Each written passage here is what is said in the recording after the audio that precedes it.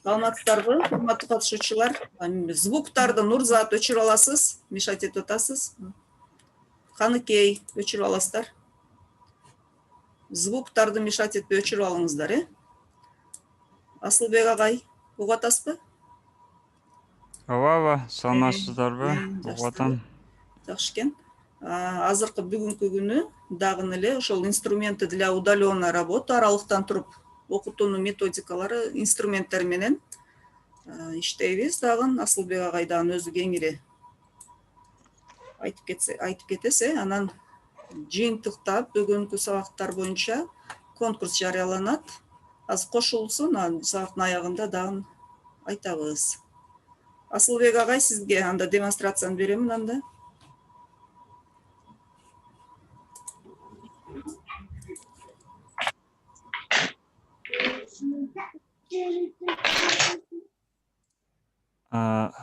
Саламатсыздарбы? Менин экраным көрүнүп атабы?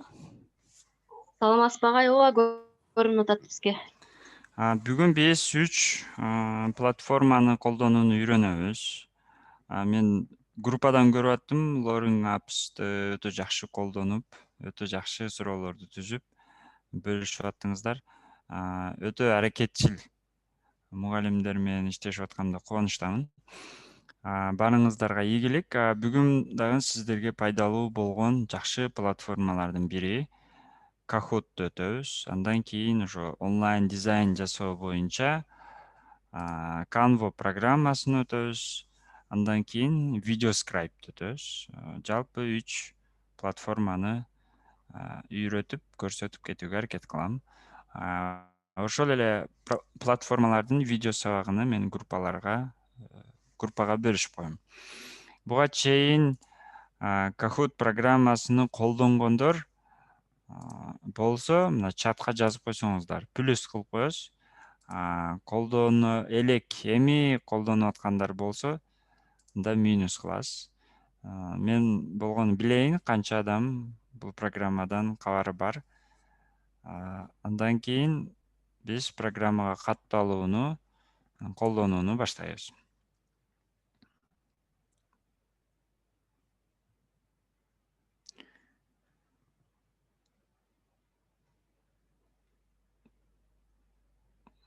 Гүлиза эжекей. Анда урматтуу мугалимдер, бул платформа негизи англис тилдүү өлкөлөрдө өтө популярдуу, өтө колдонуучулары көп. Бул эмне үчүн бизге керек? Мугалимдер үчүн эмне кандай жардам көрсөтөт бизге? Бул онлайн викториналарды жүргүзүүдө өтө жакшы пайдасы тиет. Балким буга чейин катышкан, колдонуп көргөн болсоңуз керек. Же болбосо сиз катышып көргөндүрсүз балким. Мисалы, суроолор экрандан чыгат, сиз болсо телефондон белгилейсиз. Ошо ким биринчи белгилеген жеңүүчү болот да. Биз дагы ошонун аягында балким суроо викторинаны колдонуп көрөбүз. Бул Kahoot платформасына катталуу үчүн эки сайттын эки адреси бар. Сиздерге көрүнүп атабы экран жазуу? Ооба. Kahoot.com деп кирсеңиз, ал жерден сиз суроолорду түзөсүз, платформага каттоодон өтөсүз жана бул мындайча айтканда мугалимдер үчүн да. Kahoot.com аркылуу сиз викторина түзөсүз. Сиздин викторинаңызга катышуучулар болсо kahoot.it сайтына кирүүсү керек. Азыр болсо биз эгер жаныңыздарда компьютер же болбосо телефон болсо, башка телефон, сразу каттоодон өтүп, мен менен чогуу кетсеңиздер болот. Анан бир эле телефондон кирип аткан болсоңуз, анда жазып, отметка кылып, кийинчерээк сабак бүткөндө өз алдынча колдонуп көрсөңүз жакшы болот. Бул Кыргызстанда мындай популярдуу болуп аткан платформалардан бири. Акыл ордолорду, викторина, суроо жооп, бардык конкурстарды өткөрө аласыз. Жана бул окуучуларга өтө кызыктуу. Бул оюн түрүндө берилүүчү викторина. Андыктан барыңыздарда компьютериңиз болсо, анда биринчи kahoot.com'го кирип, каттоодон өтөбүз. kahoot.com'го киргениңизде эле ушундай окно чыгат. Эгер сизде англис тилинде чыгып аткан болсо, анда аны которуп алышыңыз керек. Орусчага или кыргызчага которсоңуз да болот. Кыргызчага анча деле туура которбойт. Орусчага которуп алсаңыз болот, орус тилине. Бир гана ушул Google Chrome'ду гана которот бул сайтты. Эгер сиз Яндекс колдонуп аткан болсоңуз, анда которууда бир аз кыйынчылыктар болот. Андан кийин сизде мына экранда регистрация деген бар. Зарегистрироваться деген сол тарапта. Бул жерден сиз өзүңүздүн электрондук поштаңыз аркылуу каттоодон өтөсүз. Мына регистрацияга кирсеңиз сизден сурайт. Мугалим, студент, персонал, профессионал деп. Сиз болсо teacher дегенди тандашыңыз керек, биринчини. Андан кийин бул жерде орусча которуп көрсөтөйүн. Бул жерде сизден кайсыл мекемеде иштейсиз же болбосо кандай багытта колдоносуз деп сурап атат. Сиз болсо мына биринчини тандашыңыз керек. School дегенди. Андан кийин бул жерде аккаунт талап кылат. Сиз бул жерден через Google аккаунт деген мына биринчиде турганды көрсөтүшүңүз керек. Ошондо сиздин электрондук поштаңыз автоматтык түрдө жазылып, каттоодон өтөт. Через Google аккаунт деп тандасаңыз, бул жерден бир нече аккаунттарды көрсөтөт. Ушу компьютерде жазылган. Ошол аккаунттардын бирөөсүн тандайсыз.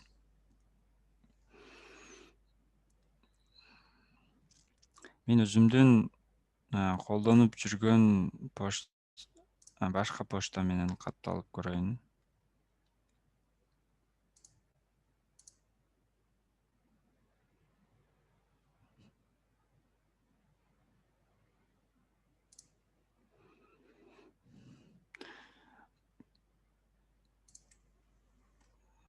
Мен эгер сиздерде жаңы электрондук поштаңыз болсо, анда бир жолу гана через Google аккаунт дешиңиз керек. Мен болсо бардык пошталардан бул программага катталып көргөм, катталып колдонуп жүрөм. Ошондуктан бул жерде мен жаңы электронный почта жазышым керек. Азыр биз жаңы электрондук почта жазып, каттоодон өтөбүз.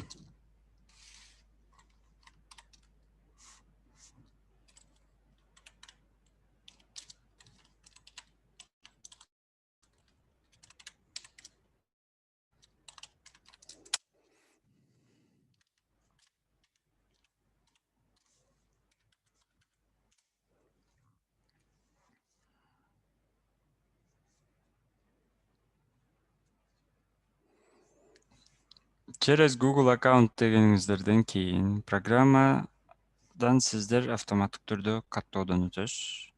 Жана кээ бир маалыматтарды толукташыңыз керек. Биз болсо өзү программа бесплатный, платный контенти бар. Биз азыр бесплатный контентини колдонобуз. Платный контентинде мындан да көбүрөөк функцияларды берет. Бизге бесплатный деле жетиштүү деңгээлде жакшы кызмат кылат. Сиз сөзсүз түрдө ошо бесплатный контентини тандашыңыз керек. Андан кийин бул жерге аты жөнүңүздү жазасыз. Андан кийин бул жерге мамлекетти көрсөтүшүңүз керек. Англис тилинде жазганга аракет кылыңыз. Бардыгы эле англис тилинде жазылат. Андан кийин мектебиңиздин аты жөнүн кандай аталыштагын жазасыз.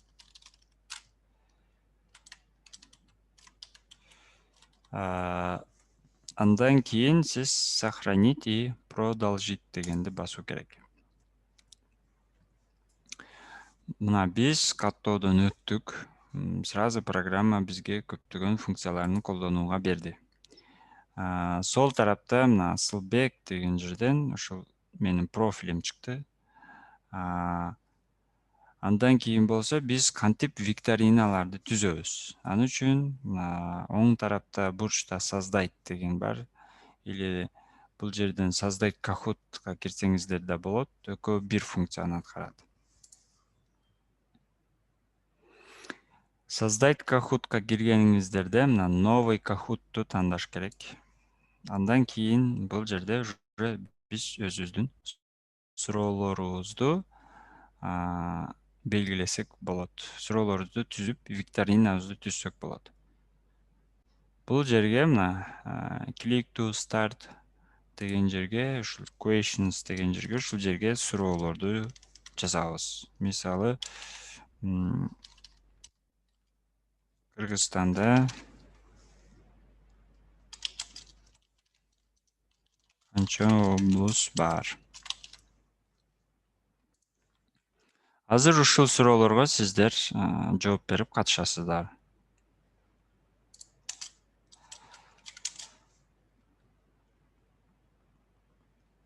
Андан кийин limit времени деген бар сол тарапта. Бул жерден ушул суроого канча минута, канча секунда бересиз, ошону жазасыз. Эгер суроо оңой болсо, анда 10 секунд берсеңиз болот. Кыйыныраак суроо болсо, анда 20 секунд. Суроого тиешелүү сүрөт да жүктөсөңүз болот бул жактан. Суроого тиешелүү YouTube'дан видеону койсоңуз болот. Мына ссылка на YouTube дегенди басуу керек ал үчүн. Суроолоруңуздун суроого тиешелүү сүрөт коем десеңиз, мына загрузить изображениедан коесуз. Бул квадраттар, тоголок, төртбурчтук, үчбурчтуктар булар варианттар. Мисалы, бул жерге А вариантыга 7 облус, 14 облус бар, 8, бул жака 10 облус деп. Туура варианттын тушуна мына тоголокчонун ичинде галочка коюшуңуз керек. Себеби программа кайсыга туура жооп берди, кайсыга туура жооп бербеди, ошону эсептеп чыгышы керек. Бул уже биздин биринчи суроо даяр болду. Андан кийин экинчи суроого өтөбүз. Ал үчүн мына добавить вопрос. Кайрадан викторина. Эми ушул жерде сиздерге түшүндүрөйүн. Биз азыр биринчи жазганыбыз бул викторина болчу.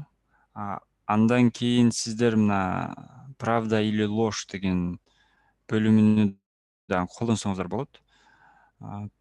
Чынбы, жалганбы деген суроолор болот го, ошону да колдонсоңуз болот бул жакта. Андан кийин суроону жоопту катышуучу текст түрүндө жазып жооп берсе болот. Ошондой варианттары бар. Биз азыр викторинаны эле түзүп көрүп атабыз. Негизи бардыгын колдонуп көрсөңүздөр болот. Экинчи суроо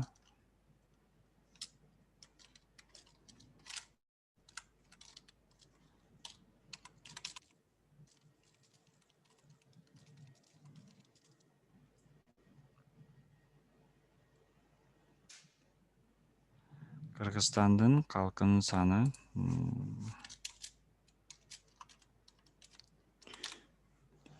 бул жака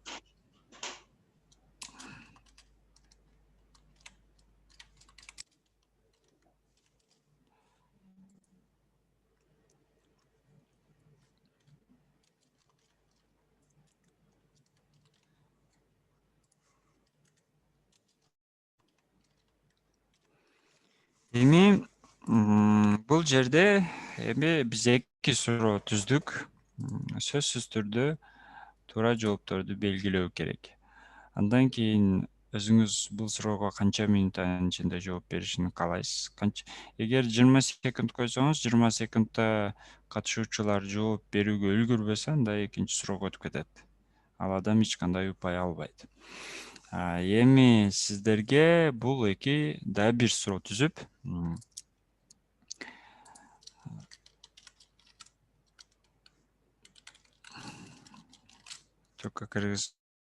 да бир суроо түзүп, 3 суроого сиздер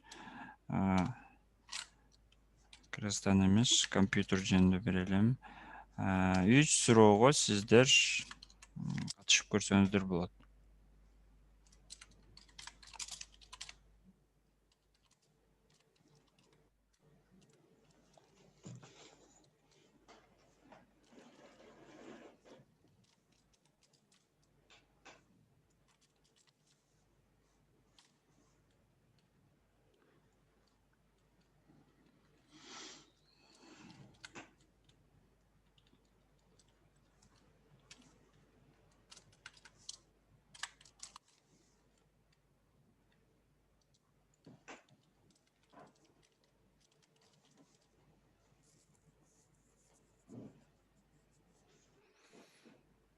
Эми азыр сиздерге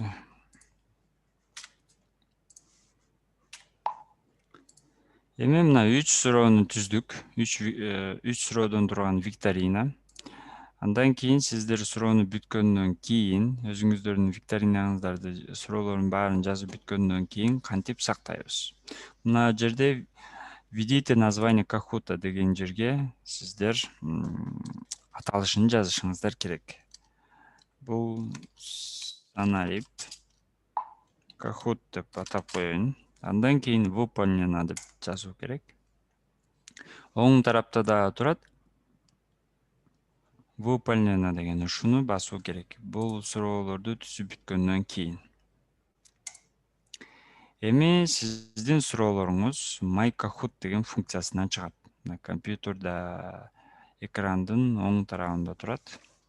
Эми бул суроолорду кантип окуучуларга оюн түрүндө ойнотобуз викторинаны? Аны үчүн My Kahoot'ка кирип, биз түзгөн 3 суроо турат. Секундалары турат. Андан кийин бул жерден играть дегенди басуу керек. Играть. Андан кийин учить. Эми сиздерге ушул катышуу үчүн сиздерден суратат программа кандай викторинанын түрүндө катышуучулар катышат деп. Классики деген бул ар бир катышуучу өз-өзүнчө катышат. Мисалы, сиз өзүңүз телефондон белгилейсиз, өзүңүздүн упайыңыз өзүңүзгө жазылып, жеңүүчүлөр бир эле болот. Командовый болсо, мына экинчиде командовый режим. Мындайча айтканда 2-3 мугалим катышат. 2-3 мугалим телефондон белгилегендер бир команда деп эсептелинет. Биз азыр жалгыз катышабыз. Бардыгыңыздар, эгер жаныңыздарда кошумча телефон болсо, ушул код менен kahoot.it деген сайтка кирип көрсөңүздөр. kahoot.it окуучулар катышуу үчүн kahoot.it экранда сары болуп турат. Кошумча жаныңыздардагы телефон менен kahoot.it деген сайтка кириңиздер. Ал жерде сиздерден game pin сурайт. Game pinге 317 57 52 деп жазуу керек. Андан кийин аты жөнүңүздү жазасыз. Андан кийин бул жерде сиздин атыңыз пайда болот. Сиздерде мүмкүнчүлүгүңүздөр барбы? Кошумча телефон барбы катышып көргөнгө? Бир катышуучубуз кирди. Game pinди каяка жазабыз? Game pin дегенге 31 75. Жок, ошо game pin дегенди кайерден таап жазабыз? Анда мына kahoot.it'ге кириңиз. Экранда көрүнүп атабыз, сары болуп. Эмеденби агай? Google'дан киребизби ошондо? Ооба, Google'дан. Пост Kahoot, создать Kahoot. Game pin деген жер жок болуп атат да. Сурап айтат. Сиз kahoot.com'го кирип алдыңыз окшойт. kahoot.it деп жазыңыз. Мына экран көрүнүп атабы сиздерге? Сары менен белгиленген. Жакын көрүнбөй аткан үчүн байкабай калып атат агай. Алыстан көрүнүп атабы, кандай болот? Телефондон көрүп атасыз? Сизден чыкты да, мен 317 57 52 деп тогулук жазыш керекпи? Сиз аны game pinди бир жолу эле жазасыз, экинчиге аты жөнүңүздү жазасыз. Сиз болсо экөөнү тең жазып коюңуз. Бизге Айназик эжеке кириптир, Нуска эжеке. Азыр күтүп туруңуздар, баштайбыз, анан суроолорго жооп бересиз. Айнура эжеке кирди.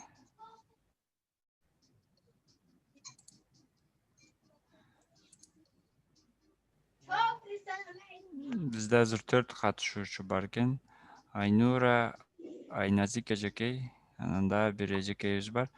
Аты жөнүңүздү жазыңыз дегенге nickname деп чыгат да англисче. Ошо жерге атыңызды жазасыз. Game pinге болсо 317 57 52 деп жазасыз. Андан кийин Enter'di бассаңыз nickname чыгат. Мына Зейнеп эжекей кирди. Айнура эжекей, Айназик эжекей, Нусқа эжекей. Наргиза эжекей да кирди. Калгандарын күтүп туралы. Зарина Эргешева эжекей кирди. Бизде катышуучулар көп эле экен, 27 Ошого барыңыздар киргенге аракет кылыңыз.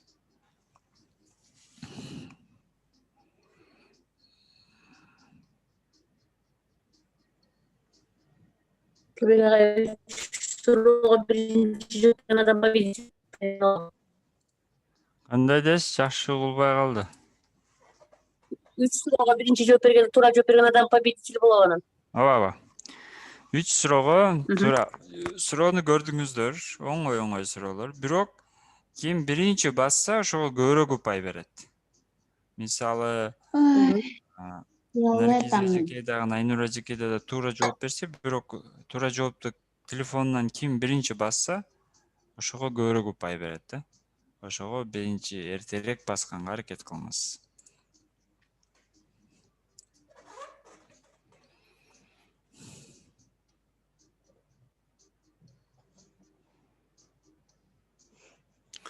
Азыр бизде Айжамал, Айма эжекей, анан Зарина эжекей, Эргешева, Наргиза, Каникей эжекей кирди.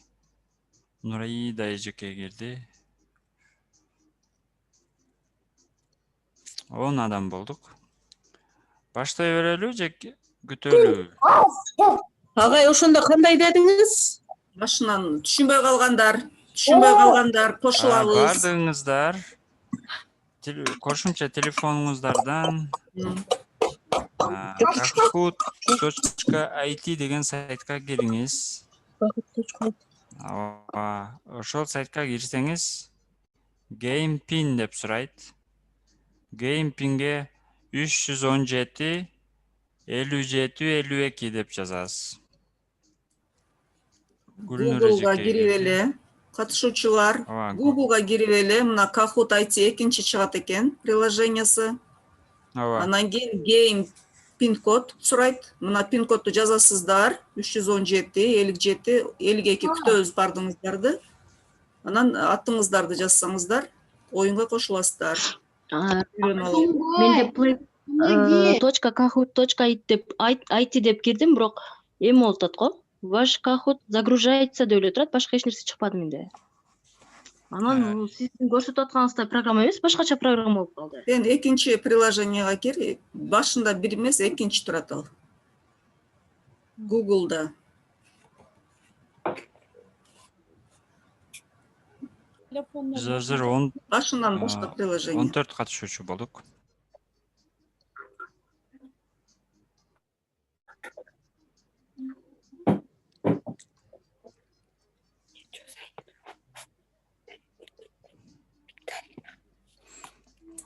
Анда баштай берели. Урматтуу катышуучулар, мына аты жөнүңүздөр чыккандар уже бул оюнга кошулуңуздар да, викторинага. Чолпон эжекей кошулду азыр. Жумакан эжекей, Нурат Жуманазарбаев. Ошо Нурайым Мазирбаева, меники туура эмес кетип калды. Нурайым Мазирбаева. Анан Гүлнур эжекей, Нурзат эжекей, Нураида эжекей, Каникей эжекей, Айжамал эжекей, Гүлүз эжекей кирди. Айыма эжекей, Зарина Эргешева эжекей, Наргиз эжекей, Зейнеп, Айнура, Айназик, Инуска, Бурул эжекей кириптир. Анда баштайбыз. Ошол сиздер Kahoot.it'ке киргениңиздерде экрандан сиздерге варианттар чыгат. Суроо ал жактан чыкпайт. Суроо ушул сиздер көрүп аткан экрандан чыгат. Биз онлайн ойнотуп атканыбыз үчүн суроолор бул жактан чыгат. Варианттар сиздин телефонуңуздан чыгат. Телефонуңуздан дагы варианттар мындай фигураларда чыгат. Мисалы, кызыл варианттагы вариантты туура десеңиз, телефонуңуздан кызылды басышыңыз керек. Сарыны туура десеңиз, сарыны, 3 бурчтукту же 4 бурчтукту туура десеңиз, 4 бурчтукту басасыз. Түшүнүктүүбү? Өзүңүз азыр kahoot.it'ден аты жөнүңүздү жазып кирген телефондон варианттардын жазуусу эмес, варианттардын фигуралары, түстөрү чыгат. Суроо болсо бул экрандан чыгат. Анда баштайбыз, баарыңыздарга ийгилик.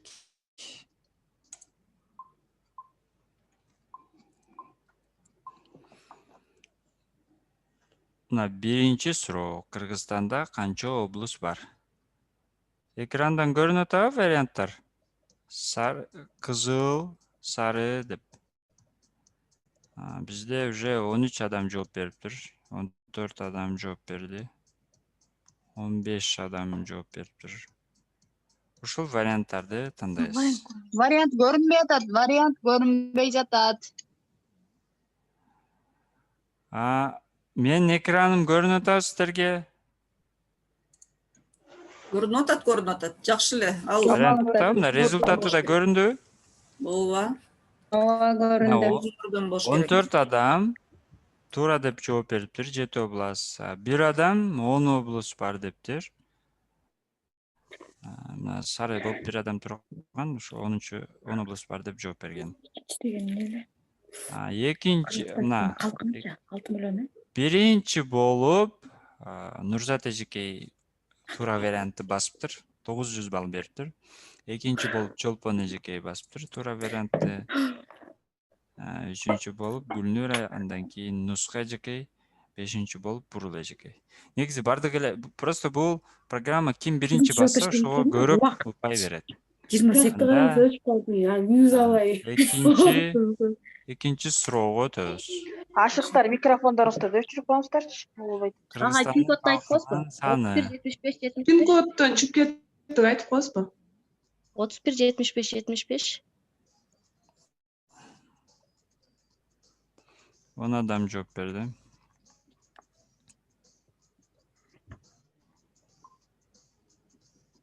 Агай, пин кодду айтып коесузбу? 31 75 75 канча эле?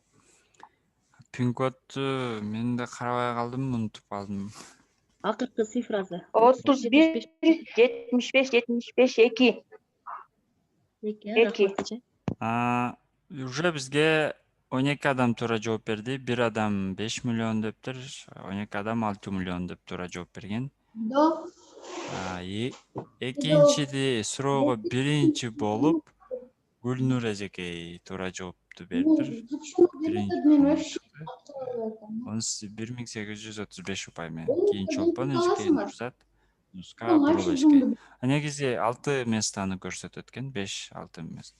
6-нчы местада Зарина Эргешова эжекей. Бир балага кир десем, кире албай атат. Сиздерге көрүнүп атат экран? Жакшы. Канчанчы орунда кетип атат? Анда акыркы суроо, ушул суроо сиздердин ким жеңүүчүнү аныктайт.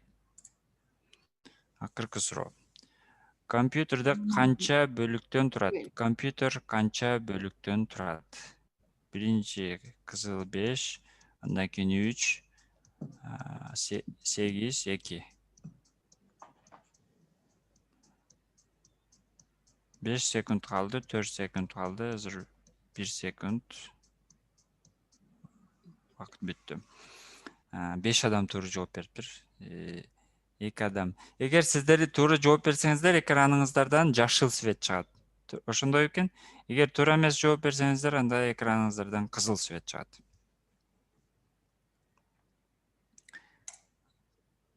Бар куттуктайбыз. 3-нчү орун болуп Гүлнур эжекей. 2-нчи орун Зарина Эргешова. 1-нчи орун Чолпон эжекей. Азамат Бүгүн чыгарып атсыз, сонун чыгат.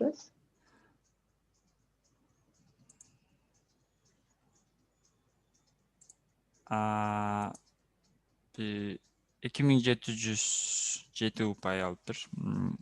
Чолпон эжекей 1-нчи орунду алыптыр. Куттуктайбыз. Бул программаны сиздер, бул платформаны сиздер эгер мындай офлайн режимде балдар менен колдонсоңуздар бир топ кызыктуу болот сабагыңыз. Анан мындай шамдагы айлык дейбиз го, эртерээк жооп бергенге, эртерээк чечим чыгарганга балдарыбыз үйрөнөт. Суроолоруңуздар барбы? Анда баарыбыз программанын каттоодон өтүп, өзүбүздүн викторинабызды түзгөнгө аракет кылайлы. Эгер баары түшүнүктүү болсо, анда кийинки программага өтсөк болот.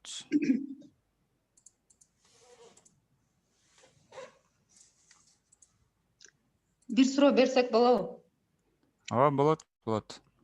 Жана Kahoot it деп анан номерди бердиңиз го, код номерди. Ооба. Ошол өзү чыгып калабы? Аны биз студенттерге кантип беребиз? Или Ал окуучуларга? ар бир түзүлгөн суроого өзү автоматтык түрдө платформа сизге берет. Мисалы, ал номер дайым өзгөрүп турат. Мисалы, азыр мен кайрадан кирип суроо түзсөм, уже башка номерлерди берет. Ал номер дайым өзгөрүп турат.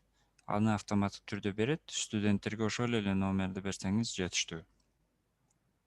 Ошону кантип беребиз? WhatsAppка копировать этебиз беле, айтыш керекпи азыр онлайн? Эгер студенттерге мисалы компьютериңиз жок, Zoom аркылуу өткөрө албасаңыз, анда Kahoot'тун мобильный версиясы бар. Play Market'тен Kahoot'ту көчүрүп аласыз. Суроолорду түзүп бүткөндөн кийин поделиться кыласыз да. Ошондо студенттерде вариант дагы телефондон көрүнөт, суроо дагы телефондон көрүнөт, вариант дагы телефондон көрүнөт. Биз азыр кызыктуураак болсун деп сиздердин телефонуңуздарга только варианттарды эле көрсөтүп атабыз да. Негизи вариантты дагы суроонун текстин да телефондон чыгарса болот. Анын үчүн телефонду түзүп поделиться кылыш керек. Бул программаны сиздер Play Market'тен көчүрүп алсаңыздар болот. Kahoot деп жазсаңыздар, ушул азыр кудум компьютердагыдай эле чыгат. Компьютердагыдай регистрация болосуз, анан колдоносуз. Рахмат. Азыр биз онлайн дизайндарды жасаган canvo.com платформасына үйрөнөбүз. Бул платформаны көбүнчө журналисттер, дизайн менен иштегендер өтө көп адам колдонот. Дүйнө жүзүндө мындай популярдуу эле программа. Телефондо дагы иштейт. Play Market'тен canvo.com деп жазсаңыз, же болбосо Canvo деп жазсаңыз чыгат. Бул сиздерге эмне үчүн керек? Азыр сиздерге көрсөтөм функцияларын. Негизи интернетте жалпы эле дизайнды, Photoshop, Corel Drive'ты билбей кыйналып аткан эжекелерге эң чоң жардамчы. Мисалы, сиздерге экран көрүнүп атат, мен бөлүшүп аткан экран.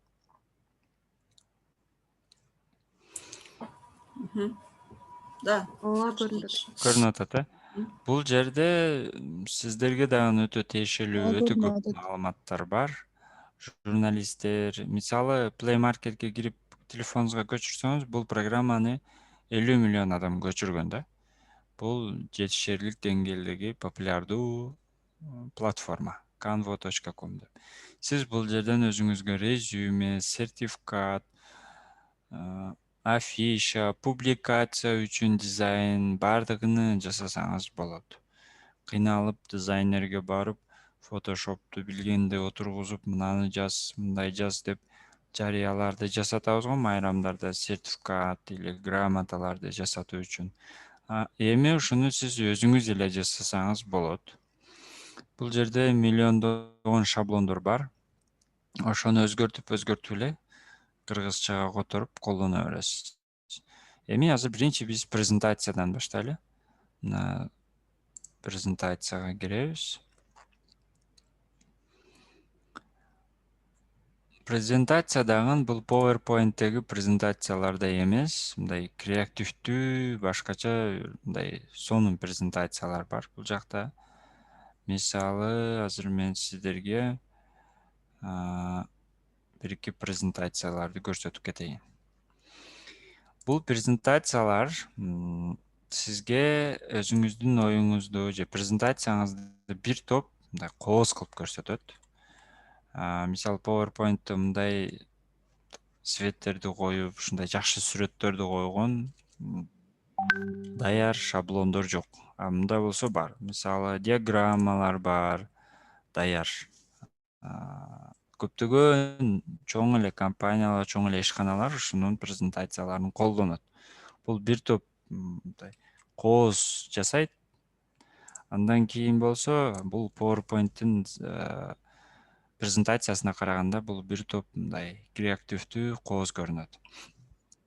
Жана дизайнерлер ошол кайсыл свет менен кайсыл түс, кайсыл түс менен кайсыл түс жакшы түшөт, кайсыл түстө тексттерди жазса элдерге жакшыраак көрүнөт. Бардыгын ойлоп, сонун кылып сиздерге жасап койгон. Болгону аны өзгөртүп эле колдонсоңуз болот.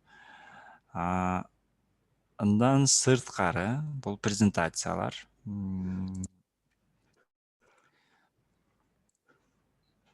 презентациялардын тышкары сиздерге эмне керек болот? Бул жерде отчеттордун шаблондору бар. Сабактардын план урок, сабактардын пландарынын шаблондору бар. Аны кирип өзгөртүп алсаңыз эле болот.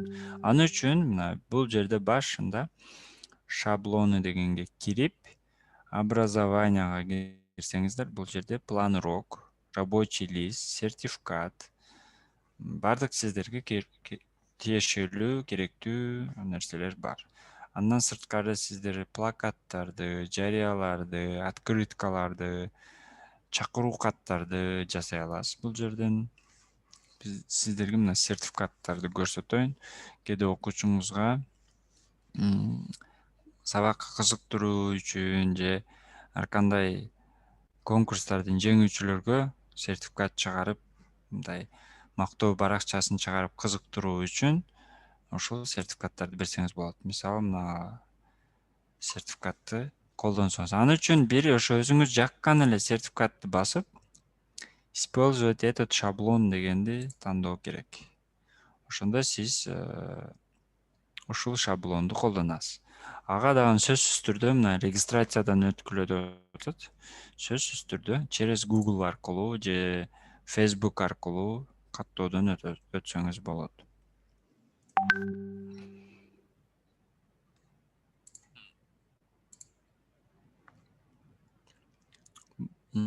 Canva.com Android платформасында, телефонда да иштейт, компьютерде да сайты иштейт, Apple'да да иштейт. Бул өтө ыңгайлуу платформа. Мен да өзүм өтө көп колдоном, жарыяларды колдонгондо, жарыяларды чыгарганда, афишаларды, конкурстардын жарыяларын чыгарганда. Мисалы, мына эң кооз сертификаттардын бири, мисалы, дизайны мага жакты. Ошону баарынын биз азыр кыргызчага которуп чыгабыз. Эстетип кетейин. Бул платформанын кээ бир өтө жакшы дизайндары платный. Ошондуктан сиз жасап аткан учурда сөзсүз түрдө платный сертификатпы же платный шаблонбу же бесплатныйбы аны көрүп алышыңыз керек. Аны үчүн мына оң тарапта скачать дегенди бассаңыз, бул жерде оплатить деп чыкпаган болсо, демек бул шаблон бесплатный.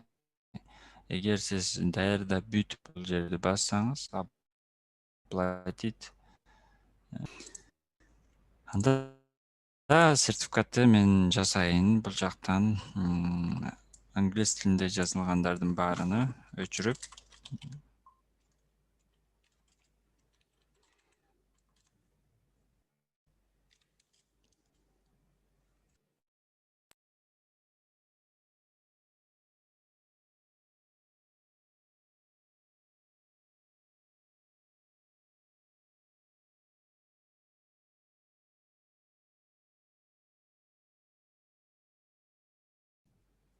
бул жерден текстти кичинертирсе болот.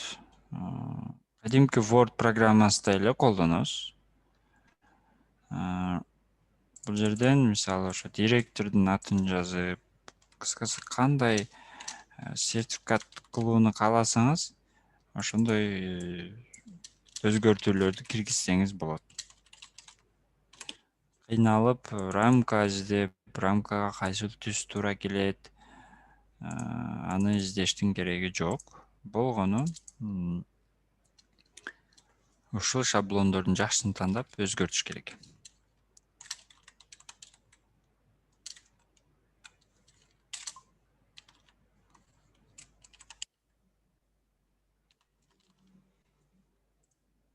Бул мисалы бул толук кандуу өзгөрткөм жокмун.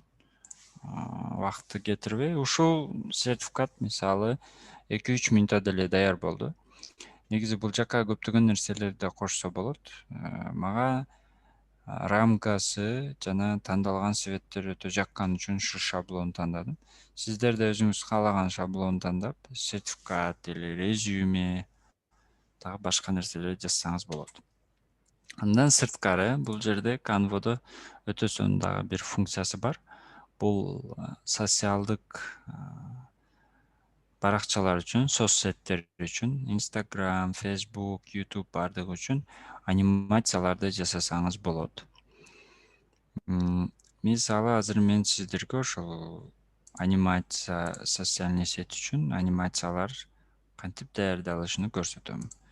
Бардык интернет колдонуучулар анимацияларды ушул платформа аркылуу жасашат. Көпчүлүгү.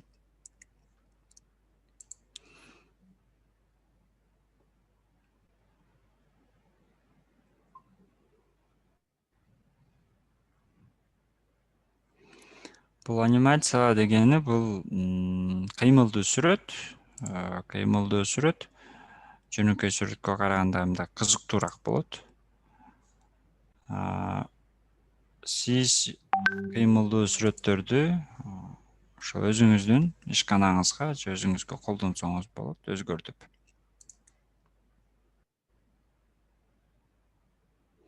Бул 6 секунддук кыймылдуу сүрөт. Ошол жерде сиз өзгөртүп, кыргызча жазып колдонсоңуз болот. Бул сүрөттөрдү да кадимкидей бул жерде мына оң тарапта удалить дегенден басып өчүрүп, өзүңүздүн сүрөттү алып келип, бул жака койсоңуз да болот. Жөн эле мышка менен эле бир жолу үстүнө эле койсоңуз, Wordко койгондой вставить кылып, сиздин сүрөтүңүз бул жакта пайда болот. Азыр сиздерге кыймылдуу сүрөттөрдөн жасап көрөлү. Мисалы, интернетте ушундай рекламаларды көрсөңүздөр керек. Ошол рекламалардын бардыгын ошол Canva'да, көпчүлүгүнү Canva'да жасайт. Мисалы, бул can't stop, won't stop деген сөздөрдү сиз кыргызчага которуп койсоңуз болот. Жана ошол видеону эле колдонсоңуз да болот.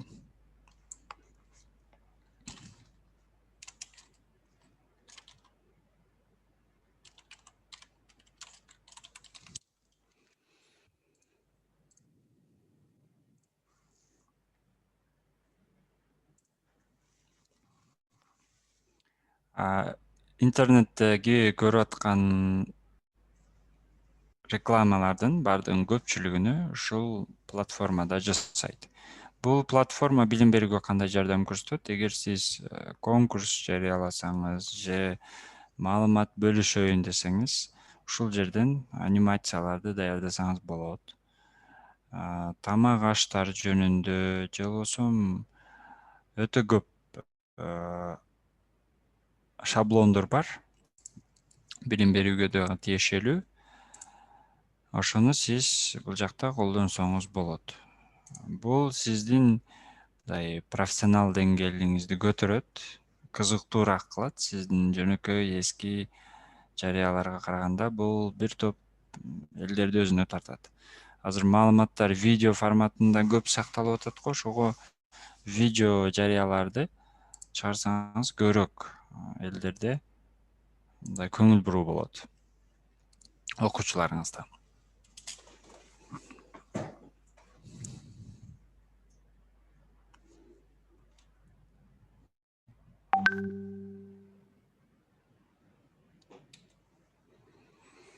Эми сиздерге дагы керектүү бул функция Canva'нын ичинде бар нерселердин да бир эң пайдалууларынын бири бул резюме.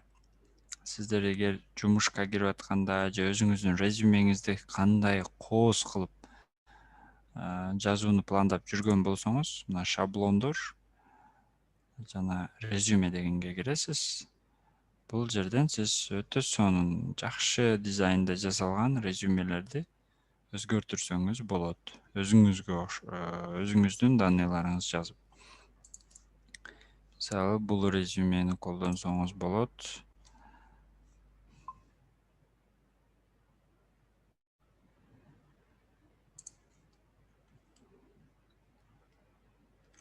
Мисалы, бул жерде Марина деген жигиттин резюмеси. Бул жерде сиз жөнөкөй резюмеге караганда бул резюме башка жөнөкөй резюмеге караганда өзүнө көбүрөөк тартат жана көбүрөөк маалымат берет резюмени кабыл алып аткан ишканага. Бул жерде мисалы телефондун иконкалары бар, сиз жашаган адрестин иконкасы бар, электрондук поштанын иконкасы бар, сиз колдонгон социалдык сеттердин иконкалары бар. Жана түстөр, светтер, шрифттин размерлери өтө жакшы туура тандалган. Сиз эгер жөн эле Wordко жазган резюмеге караганда бул резюмелер бир топ кооз көрүнөт. Азыр эми биз андан сырткары башка функциялары болсо, мисалы сиз конкурс жарыяласаңыз, же болбосо сиз бир жарыя чыгарсаңыз, ага дагы жардамы тиет. Буга чейин кимиңиздер Canva жөнүндө маалыматыңыздар бар эле жана ким буга чейин колдонгон? Эгер сиздер колдонуп аткан болуп же Canva жөнүндө маалыматыңыздар болсо, чатка бөлүшсөңүз болот. Жана колдонууда кыйынчылыктар болуп, мисалы көчүрө албай атам же телефондон кантип жасайт деген суроолорду берсеңиз болот.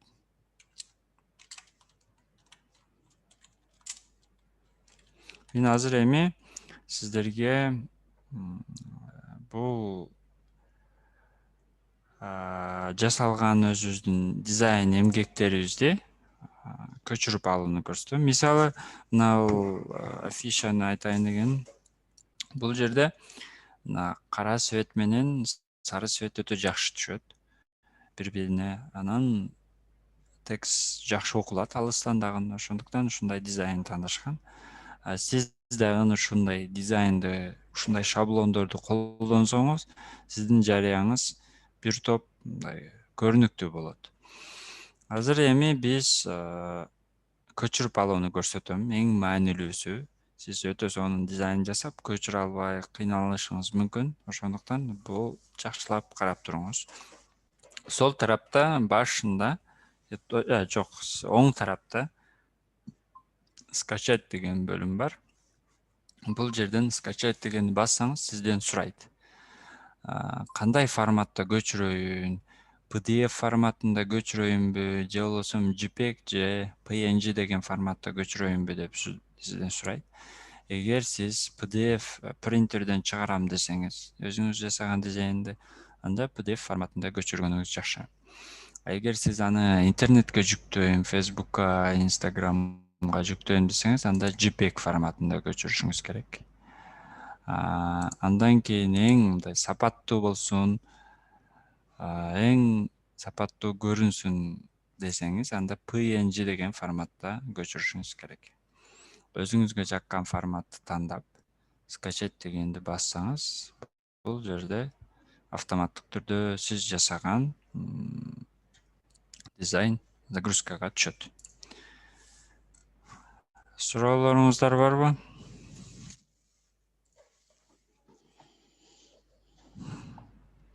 Эгер буга Сизге чейин айтайын, Canva'ны Асылбай агай. колдонгондор болсо, Асылбай агай, суроом бар эле. Мына бул жерде азыр биз эгерде грамотаны чыгара алабыз десек, шаблонго кирип эле оң жактагы скачайтты басып, ал жерден тандап PNG'ни бассак эле уже печатка кетирсек болот, ооба. Муну жасап бүткөнүңүздөн кийин да. Бул жерде уже мына көчүрдүм. Көчүрүп алганыңыздан кийин, мына караңыз, мындай өтө сапаттуу, качественный жасалды. Өтө сапаттуу көчөт, PNG, PDF кылсаңыз, сүрөтүңүз, жасаган дизайныңыз өтө сапаттуу болот. Принтерден чыкканда да сапаттуу болот. JPEG кылсаңыз, бир аз сапаты бузулушу мүмкүн, себеби сүрөт иретинде көчөт. Документ эмес, сүрөт болуп көчөт. Ал болсо интернетке жүктөгөнгө ыңгайлуу. PNG, PDF форматты интернетке жүктөй албайсыз.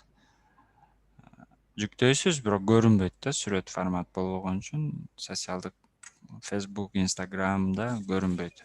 Только ал жака JPEG форматта жүктөш керек. Эми бул жерден сиз прям печатка жөнөтсөңүз болот. Аны үчүн ушул печатка принтердин сүрөтүн басып эле, сизде кайсы принтер бар, цветной, черно-белый, ушул жерден тандап жөнөтө аласыз. Сиз жасаган дизайн чыгат. Рахмат. Түшүнүктүү, рахмат чоң.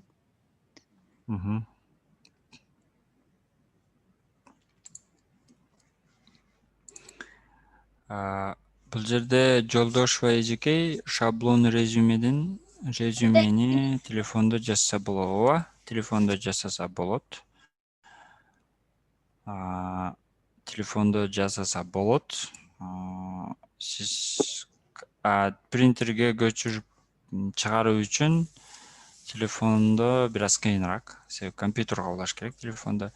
Жок, мен жөн эле интернетке афиша жарыя чыгарам же конкурстун жарыясын чыгарам десеңиз, анда ошол телефондо эле жасасаңыз болот. Бизде азыр интернетте, вообще-то Кыргызстанда, дүйнө жүзүндө жаңы адистер пайда болду. SMM адис деген. Балким SMM-шик деп уксаңыз керек, социалдык маркетинг деп. Ушулардын бардыгы ушу Canva'ны колдонушат. Мисалы компаниялардын рекламаларыны бардыгын ушуларда колдонот. Сиз мисалы бир компаниянын сонун рекламасын көрсөңүз, анда Canva'да жасаптыр деп элестетсеңиз болот. Себеби көпчүлүк SMM-шиктер, маркетингтер ушул программаны.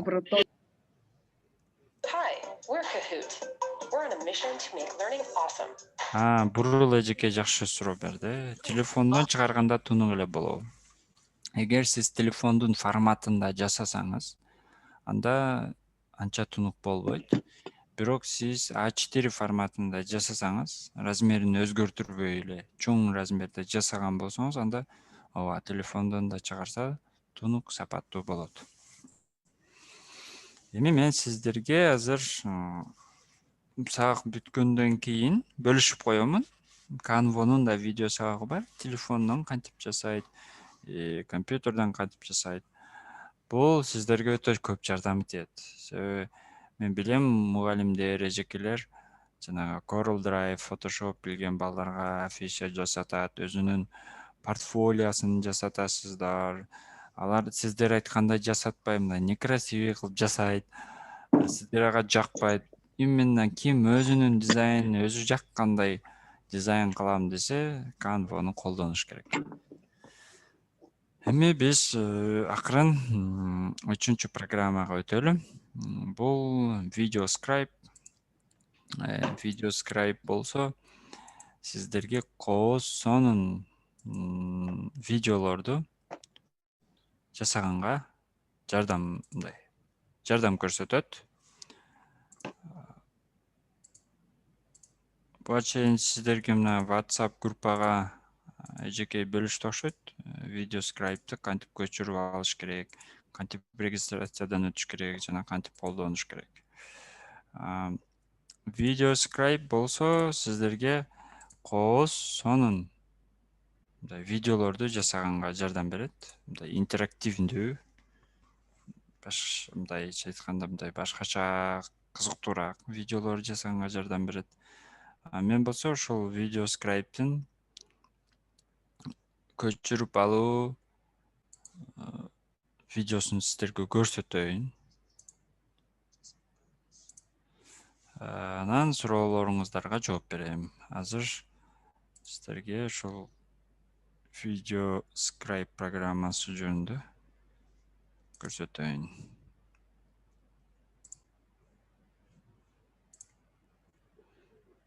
Экран көрүнүп атабы сиздерге? Video Scribe деп жазуу чыгып. Ооба, көрүнүп атат. Ооба, Анда үнү да угулуп атат. Программа бизге эмне үчүн үйрөнүшүбүз керек жана эмне үчүн пайдалуу. Ошол жөнүндө бир видео көрсөтүп кетейин сиздерге. Угулуп атабы үнү видеонун?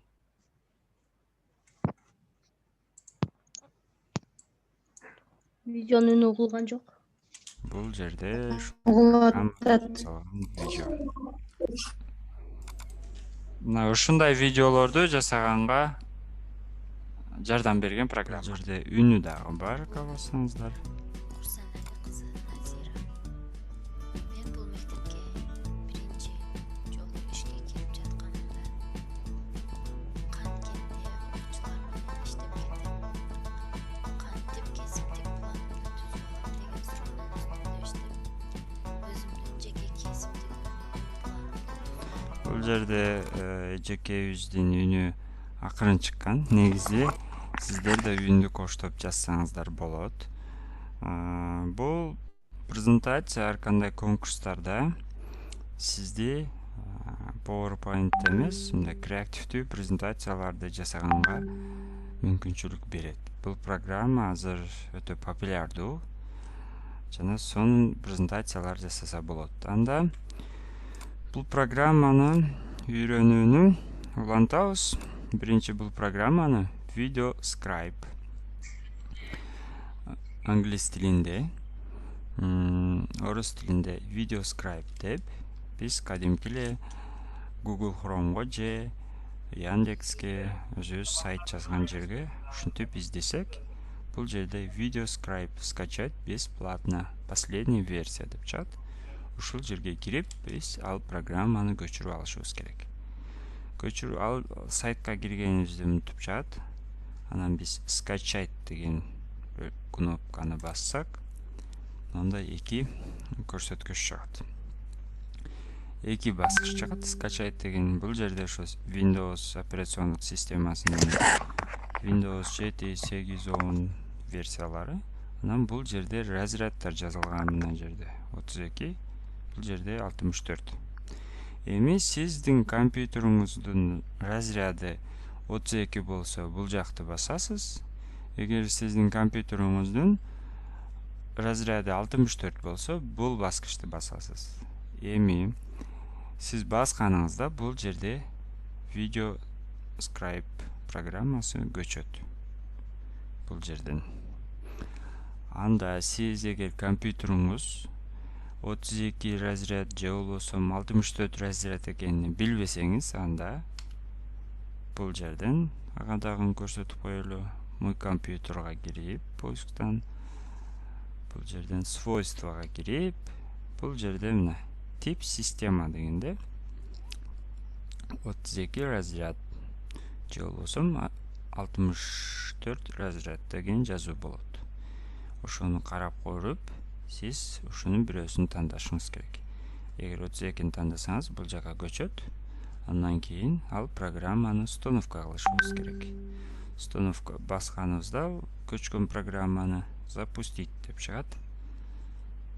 Запустить дегенди басып, программаны установка кылсак, биздин рабочий столдун ондой логотиптеги Video Scribe программа чыгат. Эгер ушул чыккан болсо, демек биз программаны ийгиликтүү установка кылган болобуз. Бул программага киребиз. Установка кылгандан кийин биз кирсек, бул жерден программа бизге аккаунт сурайт. Бул жерге электрондук адресиңизди жазып, паспорт паролуңузду жазып, бул жака киришке аракет кылбаңыз. Себеби сизде аккаунт жок. Бул программанын системасында ошон үчүн бул кызыл стрелка көрсөтүлгөн new account. Биз жаңы аккаунт ачышыбыз керек.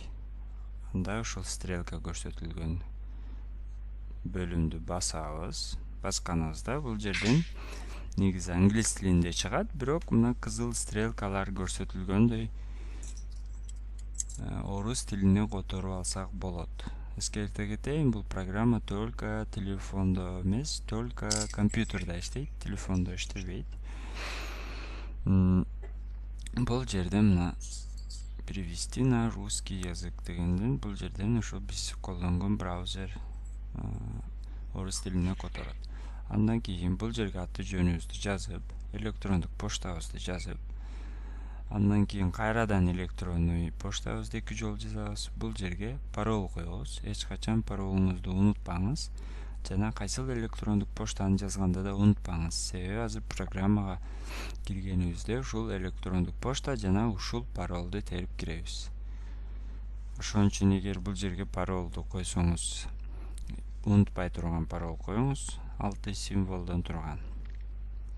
Андан кийин бизге каттоодон өткөндөн кийин бизге программа бесплатно 7 күн акысыз колдонууга мүмкүнчүлүк берет. Ошон үчүн биз 7 күн сонун роликтерди жасап алып, эгер 7 күндөн кийин да кайрадан колдоном десеңиз, анда башка электрондук почта менен дагы бир жолу катталсаңыз, дагы кайрадан 7 күн бесплатно колдонууга мүмкүнчүлүк берет.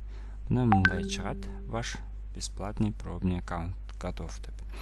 Андан кийин бул сайтты жабып, кайрадан рабочий столдогу видеоскрайб программасына кайрадан киребиз. Эми биз электрондук поштабызды жана паролубузду ушу жерге теребиз. Андан кийин бул жерден логин дегенди басабыз. Программа ачылды. Программа ушундай ачылат. Андан кийин бул жерде new great new scribe деп турат. Бул жерден ушул жаңы баракча ачып, видеолорду жасаганды баштайбыз. Анда мен сиздерге бир кичинекей болсо да ролик жасап көрсөтөйүн.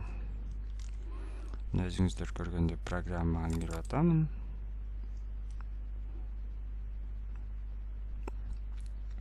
Мен бул программага каттоодон өткөнмүн, көчүрүп алып. Ошон үчүн мен өзүмдүн электрондук каттоодон өткөн электрондук поштамды жазып, бул жака кирем.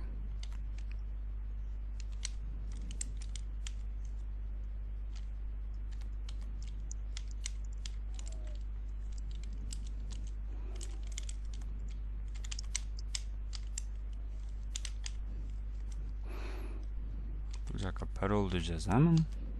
Ушу каттоодо койгон паролумду тилекке каршы бул программа англис тилинде иштейт. Андан кийин логин басам. Мына программа ачылды. Эми бул жерден мен жаңы Great New Script деген бөлүмдү бассак, мына актай барак ачылат. Бул жерде бизде кандай инструменттер бар. Эми бул жерде биз музыка кошо алабыз. Музыка каалаган музыкаңызды ушул видеоролик кетип жаткан учурда бул болсо сиздин үнүңүздү жазат. Бул болсо кадимки ушул фонду боёйт. Мисалы аркасы ак барак эмес, башкача цветте болсун десеңиз, мына бул цветте жасайт.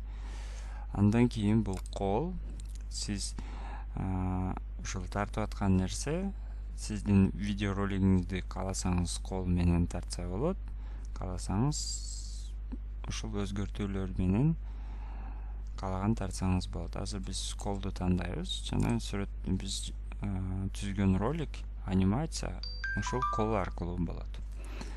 Бул жерден болсо ушул биздин ролигибизге керектүү сүрөттөрдү коебуз.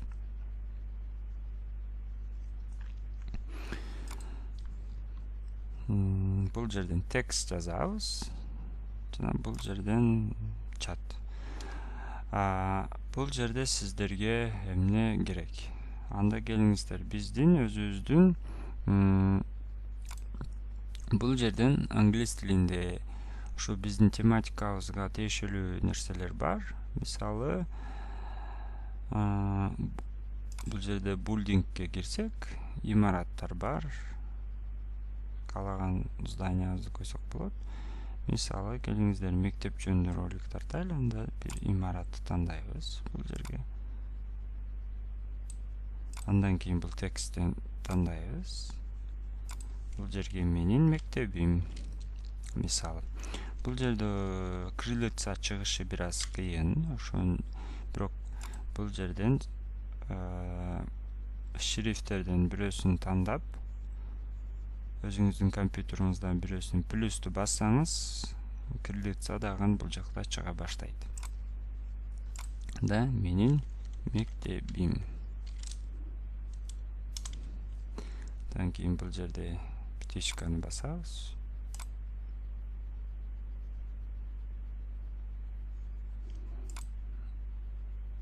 Тилекке каршы ушул кириллица чыгуусу бир аз кыйын. Ошон үчүн тексттер анча көрүнбөшү мүмкүн кириллицада, жакшы шрифттер. Бирок жакшы аракет кылып изденсеңиздер, сонун шрифттер тапса болот. Анда бул менин мектебим. Андан кийин дальше кетебиз. Ушул кыймылды сиз мышка менен эле жылдырып, бул жака жылдырсаңыз, бул кийинки кадрга мүмкүнчүлүк берет. Андан кийин кайрадан бул жерге картинкага келебиз. Эми адамдардан тандап көрөбүз. Кызыктуу, мен мектепке баратам деген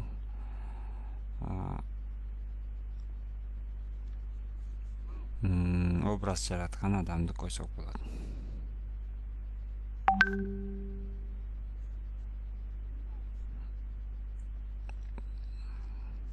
Жолусун мугалимди коелу. Бул жакта окуп жаткан мугалим. Мисалы, бул программаны үйрөнүп аткан Санарип мугалим. Ушул жерден Санарип мугалим. Бул программаны үйрөнүп өтө кубанып атат, эми колдоном деп. Андан кийин бул жерде мисалы технологияны тандасак, технологиянын сүрөттөрү чыгат. Бул жерде адамдарды тандасак болот, аял кишилерди тандасак болот. Өзүбүз каалаган тематикада издеп ушул жактан койсок болот. Бул жерден мен коллегаларды коем. Бул үй бүлөнү тандаса болот.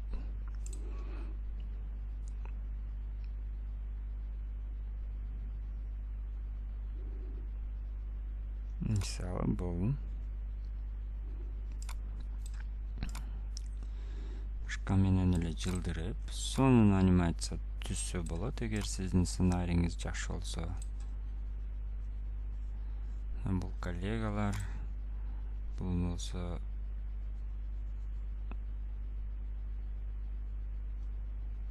биздин Санарип мугалимибиз сабак учурунда же болбосо сабактан кийин ушинтип биздин өзүбүздүн тематикабызга жараша сонун сүрөттөрдү коюп, мисалы жомокторду, ар кандай сценарийлерди, конкурстарды өзүн тааныштырууда ушинтип сонун сценарийлерди койсок болот. Андан кийин эгер муну туура эмес коюп алсаңыз, клавиатурадан Delta удалить деп бассак, птичканы коебуз, бул жерден өчөт. Андан кийин коюлган бардык сүрөттөрдү бул жерден көрө алабыз. Бул жерден play'ди бассак, Бул жерде биздин ушул акыркы коюлганыбызды көрсөтөт экен. Анда биз башынан коюп көрөлү. Башынан кандай көрүнөт биздин кичинекей ролигибиз.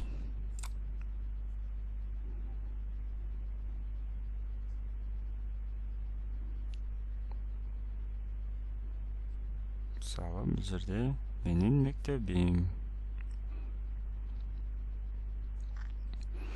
Бул болсо Саналип мугалим. Албетте ушинтип ролик чыгып атканда сиз музыка кошсоңуз болот.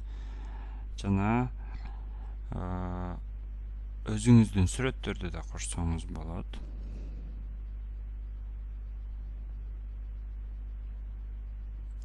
Эми бул жерден бул жакка мисалы бул мектептин сүрөтү өтө бат чыгып жатат, акырын чыгыш керек. Мен болсо мектеп жөнүндө маалыматты үнүнө окушум керек деп айтсаңыз, анда бул жерден кирип, мына жерден кирип, анын мөөнөтүн узартып койсоңуз болот. Бул жерден секундасыны көбүрөөк койсоңуз, акырын тарта баштайт. Андан кийин сиздер бул жерден музыка коебуз. Каалаган музыкаңызды. Аэропорт жөнүндө же болбосо ошол өзүңүздүн тематикаңызга туура келген музыканы тандап, бул жерден фишканы басабыз.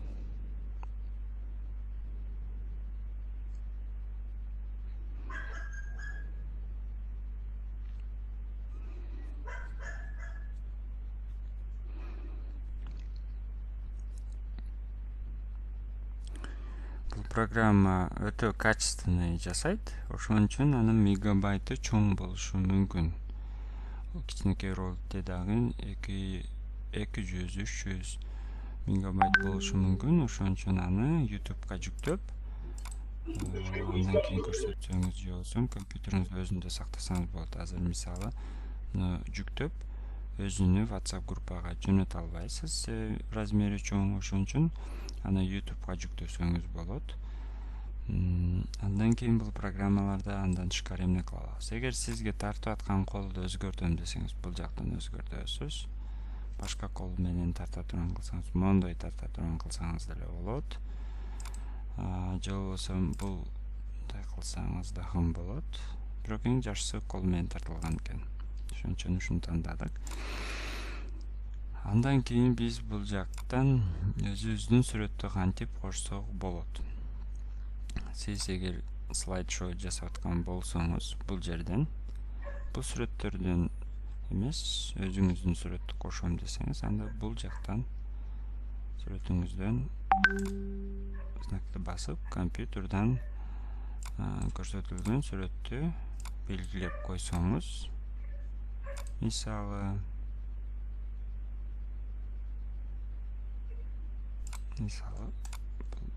Маша Медведь.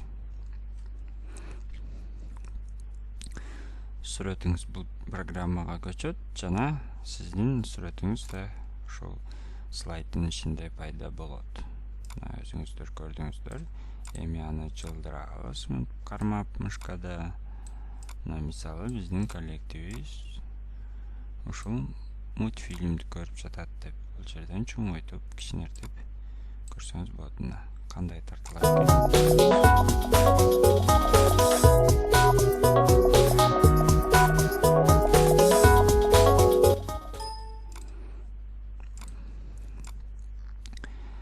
эми өзүбүздүн ролик ушундай жасалды. Бул эми сиздер өзүңүздүн чыгармачылыгыңызга жараша туулуп өскөндөн баштап, мисалы конкурстарга катышып атканда ошондой маалымат керек болсо, өзүңүз жөнүндө ошол окуу жайларды бүткөнүңүздү, жетишкен ийгиликтериңизди ушул программада креативдүү башкача сонун кылып көрсөтсөңүз болот. Андан кийин микрофонду бул жерден бассаңыз, бул жерде кызыл точка пайда болот. Аны басып, үндү жаза баштасаңыз болот.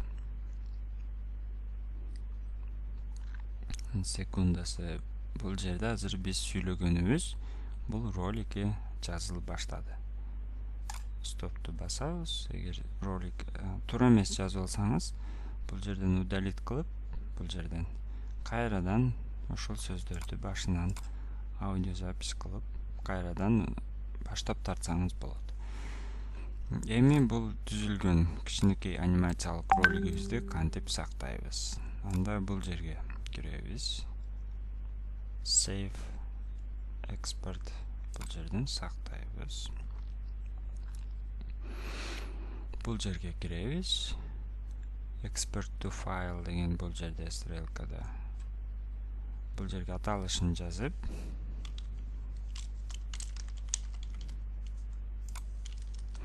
бул жерге киребиз. Өзүбүздүн папкабыз ачылды эми. Эми аны сохранить деп басабыз.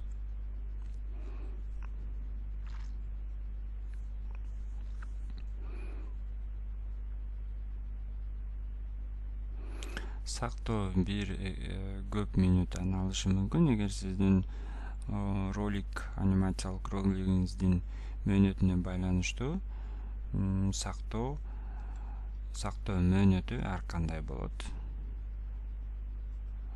Бул жерден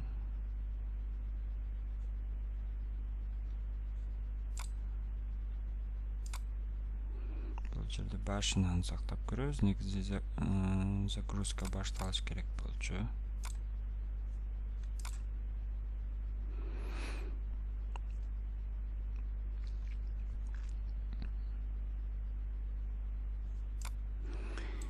Бул программа өзгөчө креативдүү.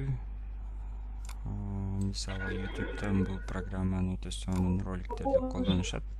Сапаттуу көрүнөт, мындай башкача креативдүүлүк көрүнөт. Андан тышкары бул программада сиз презентацияны да жасасаңыз болот өзүңүз тууралуу. Андан тышкары кичинекей анимациялык ролик тартсаңыз да болот. Бул жерде болсо YouTube'дан бөлүшсөңүз болот. PowerPoint'ка жөнөтсөңүз болот, импорт кылып, анан бул жерде дагы сактаса болот. Мен адашып турмун, ал жактан роликти өзгөртүүчү форматын сактаса болот. Бул жерден болсо видео форматта сактаса болот. Жана мен өзгөртө албайсыз. Кадимки готовый ролигиңизди ушул жерден сактайсыз. Тиги жактан болсо сиз кийин кайрадан кирип өзгөртө турган форматын тандайсыз. Мисалы ролигиңиз бүтпөй калды. Бирок аны эгер бул жактан сактасаңыз, анда ролигиңизди Микрофонуңуздарды өчүрүп коюңуздар. уланта бересиз.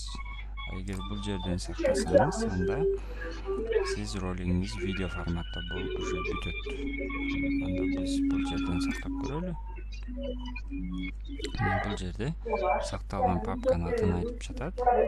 Санарип рабочий столдо санарип деген папкага сактап жатат. Бул жерде ушу размерлерин көрсөтсөңүз болот. Жан, микрофонду өчүрө аласыңарбы?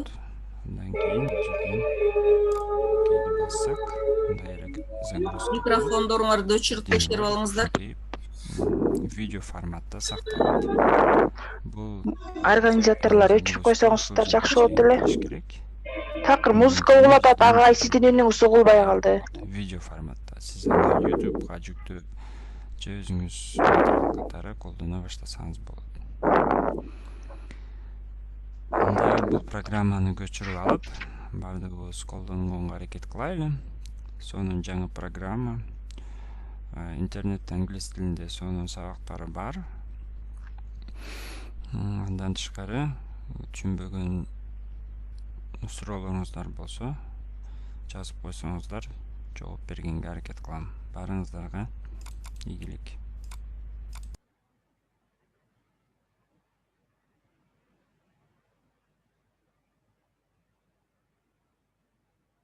Всем привет, друзья мои! Неделю у нас не было в YouTube, но мы просто так не сидели, мы готовили вам хорошие, на классных гостей выходили. В общем, идем вперед. Сегодня мы встречаемся с Тилеком Токтогазиевым, молодой предприниматель. Кстати, он чуть не стал министром сельского хозяйства. Насчет этого мы тоже сейчас узнаем все. Не забывайте, обязательно пишите в комментариях, кого вы хотите увидеть в гостях в следующих выпусках. Вот, спасибо за поддержку. В общем, мы не пропали. Очень много будет крутых гостей, вот увидите. Президент меня увидел, остановился, и мне достаточно было бы пару месяцев для того, чтобы навести там порядок. Когда-нибудь у меня будет своя кофейня. Проблема даже не в Джейнбекове. Проблема... Они же что? Ничего не создают. Коррупционеры. Это коррупционеры. Вот мы же родственники, да? Знаешь, в чем отличие? Я, допустим, точно так же осуждаю многие действия на канале. Ты можешь обеспечить хоть одного из своих подписчиков работать? Согласен. Салам алейкум. Как дела? Хорошо. Пропуск? Пропуск, да. Вид. Мы же создавали народный штаб. Вот, и для этих целей мы вот так вот ездили. Да, кстати, про это мы тоже поговорим. Мы сейчас к тебе приехали. Урматтуу катышуучулар, Сейчас не работаем. катышуучулар угул атабы? Первый день. Мы сейчас готовимся. Угул атат, э? Ну что, давай экскурсию Агай сделаем. бизде неме Здесь и же офис, да, у тебя? ден чыгып айтат да экрандан чыгып кетиш керек эле, чыга албай атат. Интернетинен сбой болуп калды да бул жакта. Кофейня это больше так. Урматтуу Башка катышуучулар, болот ал. В целом наш офис. азыр Индира барсыңбы? Здесь кофейня. Индира, Основные жители этого дома приходят тоже там что-то пить, там гостей. Наргиза, Индира, Айнура Мураталиевна барсыздарбы? Ооба барбыз. Ким бар? Индира. Угуп атабыз. Агай жоголуп кетти окшойт го, чыгып кетти. Агайдын азыр интернетте. Бүтүрөйлүкпү канкечи. Ооба, биз азыр негизги материалды агай берди. Конкурстук Ооба. жарыяны айта берели. Ооба, канекей айтсаңыз, жана чатка жаздык го. Наше гражданское общество собирается. Это Урматтуу катышуучулар, мына бизден берилген убакыт ичинде биз азбы көппү материалдарды сиздерге пайдалуу болгон материалдарды берген аракет кылдык. Ушул эми материалдарды жөн гана окуп үйрөнүп калбастан биз сиздер тараптан биз кайрадан кайтарым байланыш болуш үчүн биз жыйынтыкташ үчүн сиздерге конкурс жарыялайбыз. Угуп атасыздарбы? сделали, все подготовили. Ооба. Ооба, угуп. Конкурстун талабын биз конкурстун талабын неме атайындан сиздерге жүктөйбүз, кошумча сурасаңыздар болот. Конкурс азыр бүгүндөн баштап ачылат. 23 ноябрь 23:11 20 саат 20:00 чейин дедлайн. Конкурстун шарттары MP4 форматында. Бизде өтүлгөн сабактар камтылган. 10 мүнөттүк интерактивдүү сабак, видео сабак даярдашыңыздар керек. Ушул өтүлгөн сабактарды, программаларды, платформаларды пайдаланып, бүгүн өтүлгөн, буга чейин өтүлгөн платформаларды пайдалансаңыздар болот, Google дискте сактап, бизге ссылкасын жөнөтөсүздөр. Түшүнүктүүбү? Бардыңыздарга. Анкеже, WhatsApp'tan da жазып коюңуз, жөнүнүз калды, конкурстун жыйынтыгын. Конкурс 10 мүнөттүк видео сабак даярдоо MP4 форматында өтүлгөн немеде программаларды пайдаланып, Canva болобу, Learning Apps болобу, өзүңүздөргө ыңгайлуу болгон интерактивдүү сабак болуш керек. Өзүңүздөр берген сабак предметтерден да, желательно. Ссылкасын Google дискке, аны Google дискке сактап, бизге ссылкасын жөнөтөсүздөр. Акыркы мөөнөт 23 ноябрь 20:00 чейин. Анан кошумча сурасаңыздар болот. Эртең Наргиза эртең болот стем боюнча. Суббота эмес, стем боюнча мен эме сүйлөшөн Гүлзере менен. Сүйлөшөбүз го анан чатта. Бизде программа боюнча бүттү. Негизинен STEM боюнча сиздерге ушул суббота күнү андан биз программа жөнөтөбүз. Записти жөнөтөбүз, бүгүнкү записти. Бүгүнкү менде бир суроо бар эле, берсем болобу? Расскажи, Анкетеге ушул программанын видеоурокту в соавторстве жасасак болобу же обязательно ар ким өзүбүз жасашыбыз керек? Сиз видео конкурста өзүңүз жалгыз катышышыңыз керек да. Понятно. Дагы суроолор болсо, видео уроктор боюнча чатта эме жазасыздар. WhatsApp, Telegram группага жазсаңыздар болот. То, что родители давали на дорогу, на покушать. Суроолор жокпу? На дорогу 18 сом. Ссылканы группага кетириш керекпи? Ооба. Ссылканы группага жөнөтөсүздөр. И домой вечером приходил и... Атайын комиссия тандалып алынат. Комиссия... Саламатсыздарбы, катышуучулар? Ссылканы сизге эле кетишпейби, группага эмес? Ссылканы сизге кетирсен, аны кайра өзүнчө карайлы да? Анда акырында. Ооба, конкурс бүткөндөн кийин анда жарыялагандан кийин анда.